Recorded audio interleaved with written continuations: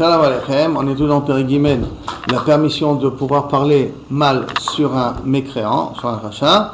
Maintenant, on a déjà vu les premières conditions qu'on avait, c'est d'abord être sûr que la personne a fait des bêtises, et que c'est mettre un moumar, c'est mettre un kofer, et que tout ce qu'on a essayé de lui faire des reproches, ça n'a servi à rien.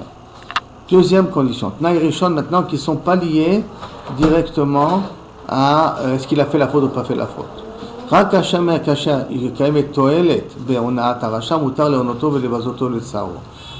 le droit de faire honte à un rachat ou d'embêter un rachat ou de, excusez-moi le terme, rien que qu'on se comprenne, arnaquer un rachat, rien que qu'on se comprenne, c'est d'après si le fait de faire ça, c'est un intérêt.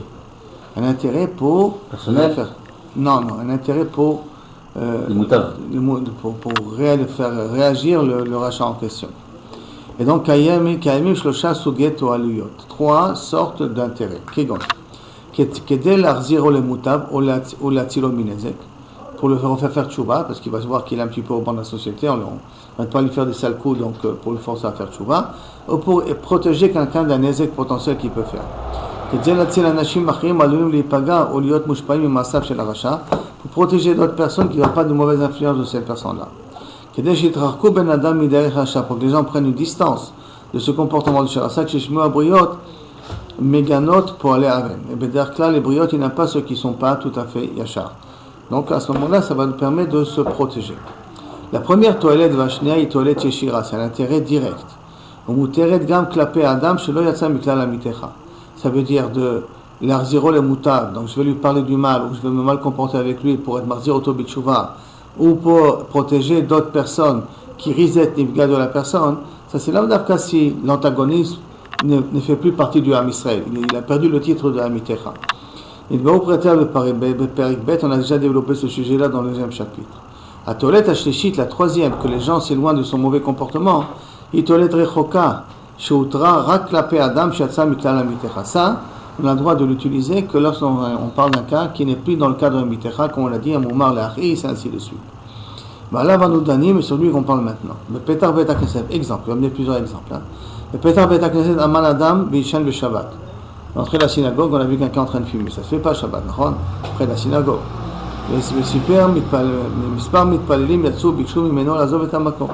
Certains lui ont dit, écoute, tu vas fumer, fume, s'il te plaît, mais pas ici. Non, mais. D'accord? Michi Siret, comme il a refusé, ils l'ont crié dessus. Et ils l'ont renvoyé en lui faisant honte. On voit que si le fait de lui parler, ça n'aurait pas servi à grand chose, parce qu'on lui a dit gentiment d'aller fumer ailleurs, il n'en avait rien à faire. Donc, et en plus de cela, il n'y a aucune avamina que quelqu'un il va avoir une mauvaise influence de cette personne qui fume dehors. La troisième intérêt,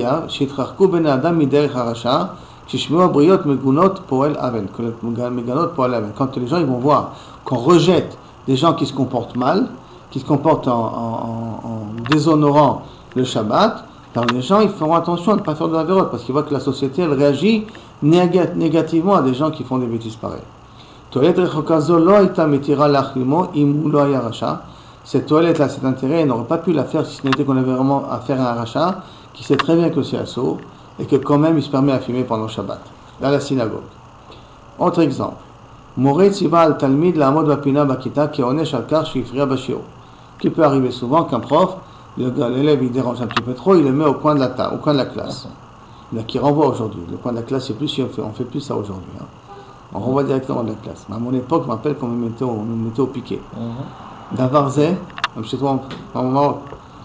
Davarze garam tsar ou boucha la talmid, il a eu honte. Achlo aïta la mora aïta acheret, il n'a rien trouvé d'autre moyen.